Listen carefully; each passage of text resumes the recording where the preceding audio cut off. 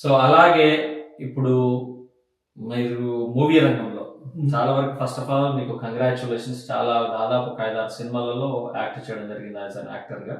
So ఎలా జరుగుతుంది ఈ ప్రయాణం? బాగానే ఉంది. ఇప్పుడు నాకేం చేస్తానంటే జనార్దన్, నేను ఫస్ట్ సినిమా గాలిడు, సో దాంట్లో ఒక చిన్న రోల్ ఇచ్చారు మా కజిన్ అతను. తర్వాత నుంచి కంటిన్యూ నేను ఒక పిఆర్ అని పెట్టుకున్నా ఇండియాలో. సో ఆయన ఏం చేస్తారంటే 1 to 5 crores బడ్జెట్ ఉండే మూవీస్ కి దే కెనాట్ ఎఫర్ట్ పెద్ద యాక్టర్స్ లైక్ ప్రకాష్ రాజ్ కానీ రాజర్ కానీ అలా చేయలేదు. సో అలాంటి వాళ్ళకి ఏంటంటే మా వాళ్ళు నా ప్రొఫైల్ ఇస్తారు. So then will get some auditions అవుతుంటే ఇక్కడ కింద కాన్ఫరెన్స్ రూమ్ లో జూమ్ కాల్ లో.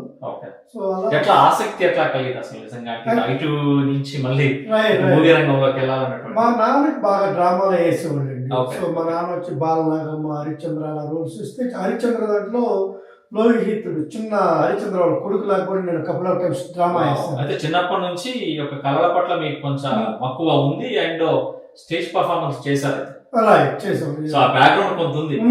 ఇక్కడికి వస్తాను ఇంకా బాధ్యతలు, పిల్లల చదువు. మళ్ళీ ఇక్కడ కూడా ఐ థింక్ కొన్ని స్కిట్స్ చేశారు.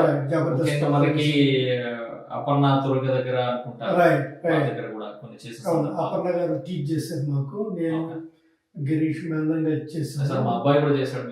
అవును కరెక్ట్. అప్పుడు మన కొమరం భీమ్ కరెక్ట్ తెలంగాణ ఫార్మేషన్ అది మీ దానికి అప్పుడు మీరే